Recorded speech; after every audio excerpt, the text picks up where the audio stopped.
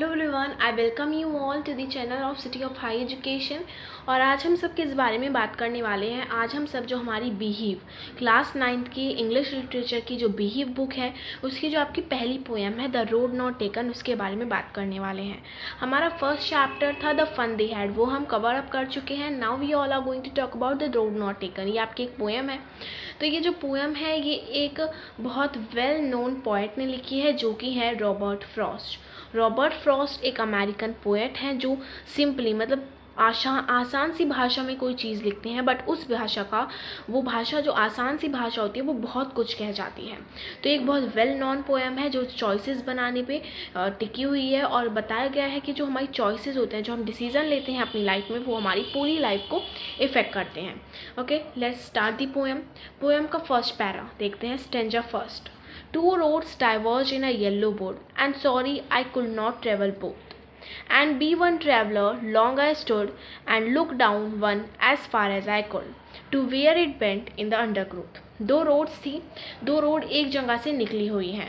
मतलब जैसे हम जानते, ये एक रोड जा रही है सिंपल, इससे एक ये रोड निकल रही है और इससे एक ये रोड निकल रही है। तो एक रोड से हमारी दो रोड निकल रही हैं, और जो ट्रैवलर है जो वो कहता है कि मैं इन दोनों ही रोड पे ट्रेवल नहीं कर सकता।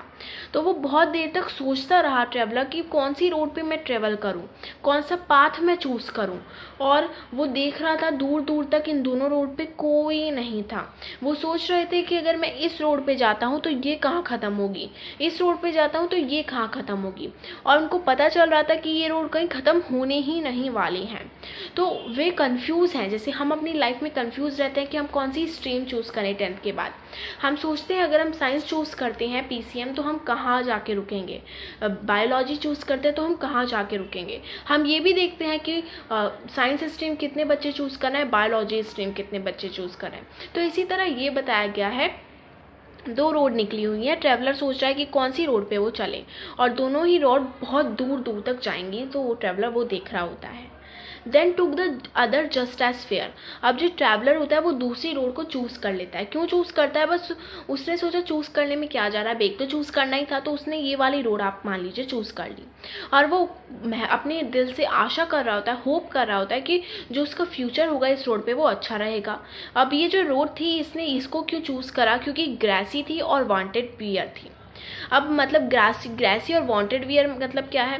अब जो पोएट था उसने ये वाली रोड चूज़ करी, ये नहीं करी। ये क्यों नहीं करी? क्योंकि ये वाली जो रोड थी ग्रासी थी और वांटेड वियर थी। मतलब बहुत लोग इस रोड पे जाते थे, हर इंसान इसी रोड पे जा रहा है, इस वजह से यहाँ पे जो पत्ते पड़े थे इस रोड पे वे कुचल गए थे। तो मतलब हर इंसान इसी रोड पे जा रहा है, और जो दूसरी रोड है वो खाली है। तो इसलिए पोएट ने ये रोड चूज़ करी। जैसे बहुत बार होता है जब हम साइंस और बायोलॉजी में कंफ्यूज होते हैं, हम ज़्यादातर बायोलॉजी चूज़ करना प्रेफर करते हैं क्योंकि साइंस स्ट्रीम में बहुत बच्चे जाते हैं।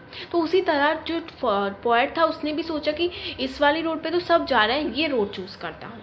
और अगले दिन जब वो आता है तो वो दोबारा अगले दिन देखता है कि लीव्स पड़ी हुई हैं रोड, दोनों रोडों पे, और जो लीव्स हैं वो ब्लैक नहीं हुई हैं। मतलब कोई भी इंसान अभी तक रोड पे नहीं चढ़ा है। तो वो सोचता है कि मैं इस रोड पे आज चला जाता हूँ, इस वाली रोड पे, और इस वाली रोड पे मैं बाद में आके चला जाऊँगा। बट पोएट जानता है कि अगर हम एक रोड पे चल देते हैं तो वो रोड एक साथ कितने सारे रास्ते दे देती है। एक रोड कभी ख़त्म नहीं होती, चलती जाती है चलती जाती है। तो पोएट फिर भी डाउट करता है कि क्या मैं कभी वापस आऊँगा, फिर भी वो ये वाली रोड ही, दूसरी वाली रोड ही चुनता है। जैसे हम जानते हैं अगर हमने एक बार साइंस स्ट्रीम या बायो स्ट्रीम ले ली तो हम वापस नहीं मुड़ सकते। पॉसिबल नहीं होता, इम्पॉसिबल नहीं है बट पॉसिबल नहीं होता। क्योंकि साइंस स्ट्रीम लेने के बाद आप IIT की पेपर दो, कौन से भी पेपर दो, तो पॉइंट पे यही सोच रहा होता है कि मैंने रोड तो वो चूज़ कर लिया बट दूसरी मैं अगले दिन चलूँगा दूसरी पे। बट पॉइंट जानता है कि दूसरी रोड पे चलने का दिन उसके लिए कभी आएगा ही नहीं। I shall be telling this with a sigh. Poet कहता है कि मैं पूरा श्योर नहीं हूँ, बट बहुत टाइम जब बीतेंगे, एजेस और एजेस जब बीतेंगे, तो दो रोड्स मुझे सामने दोबारा मिलेंगी। हमारी लाइफ में बार बार हमें डिसीजंस लेने पड़ते हैं, कभी डिसीजन मेकिंग ख़त्म नहीं होता। आप बचपन पैदा हुए तब से आपको डिसीजन लेने हैं। छोटे से छोटे बच्चे को डिसीजन लेने पड़ते हैं, बड़े से बड़े बच्चे को डिसीजन लेने पड़ते हैं। अब पोएट ने कौन सी रोड चूज़ करी थी? पोएट ने वो रोड चूज़ करी थी जिसपे बहुत कम लोग चले थे। तो पोएट ये सोच रहा होता है कि ये जो उसने एक डिसीज़न लिया है वो उसकी लाइफ में क्या डिफरेंस क्रिएट करेगा। हम अपनी लाइफ में डिसीज़न लेते हैं ना, तो हमारी लाइफ में उस डिसीज़न के दो इम्पैक्ट हो सकते हैं, या तो वो नेगेटिव इम्पैक्ट होगा या वो पॉजिटिव इम्पैक्ट होगा। अब पोएट ने लेस ट्रेवल्ड रोड चूज़ करी है, तो ये भी हो सकता है उसका फ्यूचर बन ही ना उस रोड पे, और ये भी हो सकता है उसका फ्यूचर बन जाए।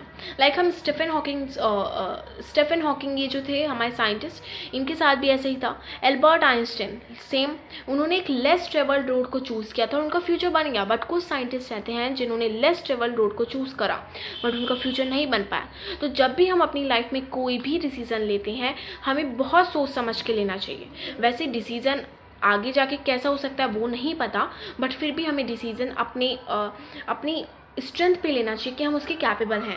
आपको पीसीएम और बायो में से चूज़ करना है तो उस स्ट्रीम को चूज़ करिए जिसमें आपका इंटरेस्ट है, जिसमें आपको लगता है आपका फ्यूचर बन सकता है। ओके, क्योंकि एक छोटा डिसीज़न, एक आपका माइनर डिसीज़न जो है वो आपकी पूरी लाइफ पे इम्पैक्ट डाल सकता है। जैसे जब बच्चा पैदा होता है, छोटा बच्चा, तो वो उसके पेरेंट्स का डिसीज़न होता है कि बहुत बार अबॉर्शन हो जाते हैं ना बच्चों के।